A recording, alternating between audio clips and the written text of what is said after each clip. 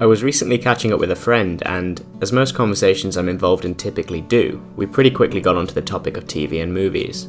When I asked him what he's watching, he told me about Derry Girls, a show that's been going for a little while now and has just recently come to Netflix. In short, Derry Girls is a sitcom following a group of 5 Irish teenagers who attend an all-girls school in Derry, a town in Northern Ireland. Derry was severely affected by the Troubles, a period of conflict spawned from political and religious tension in which the show is set. As a result, we're often given a really interesting and original contrast between the cheerful exploits of our protagonists and the bleak backdrop of struggle the show provides. For example, look at this scene, which nonchalantly drops a military checkpoint in to break up the group's gossip. Despite the gloomy setting, Derry Girls often manages to be heartwarming, and maybe even hopeful at times, as the show frequently demonstrates how much everyone in the friendship group cares for each other. When it comes to sitcoms, I think they can only be as interesting as their characters allow them to be. Thankfully for Derry Girls, all 5 members of the core group bring a lot of individuality to the show.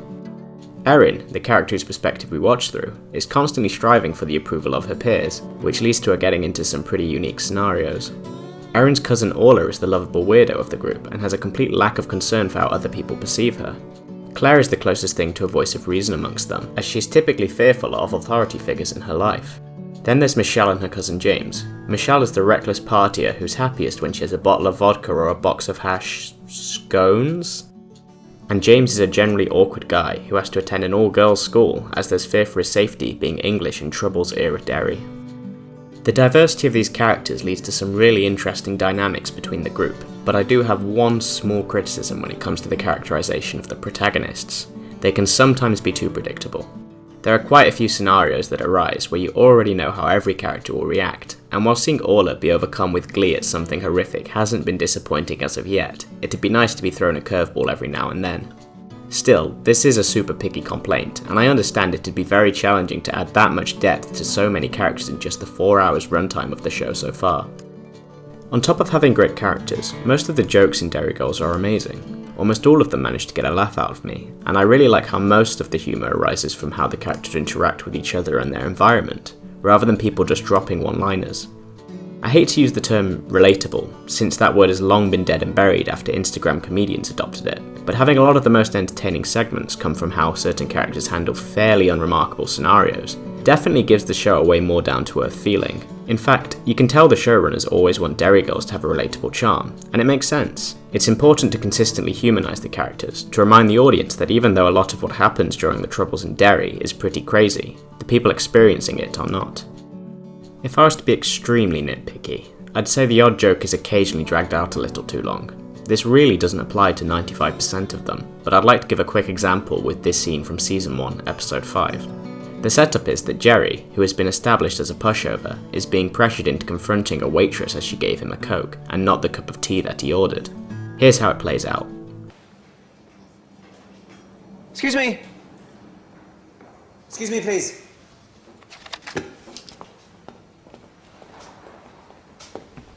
What? I just wanted to say that I ordered tea. You brought me a Coke, and that's not acceptable. But you drank the Coke. That's not the point. And your service has been nothing short of appalling. Your attitude is worse. It's simply not good enough. I'll bring you a tea. You do that. I'm sorry. I got a bit of bad news today. Oh, I haven't really been able to focus. I've been a bit distracted, maybe. I'm sorry. I'll just clear this. No. Ignore all that. I'll bring you your tea right away, sir.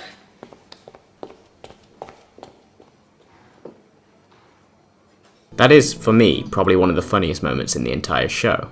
However, immediately after, Jerry then calls back on another joke from earlier in the episode, where he supposedly pretended to be an Asian tourist to escape a confrontation. That addition to the sequence was just a little too much for my taste, but I would like to reiterate, it's not often at all that I have this problem with the show.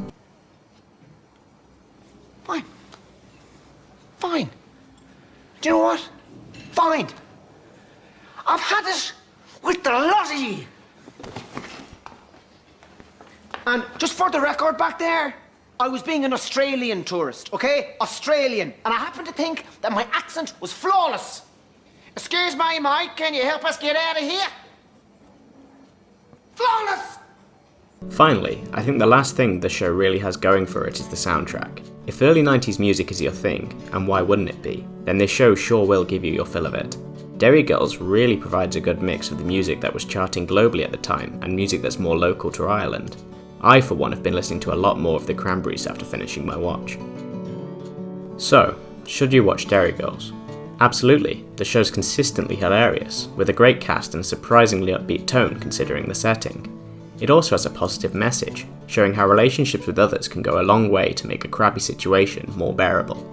The total runtime of both seasons combined is a little over 4 hours, so free up an evening sometime soon and binge through the whole thing. You won't regret it.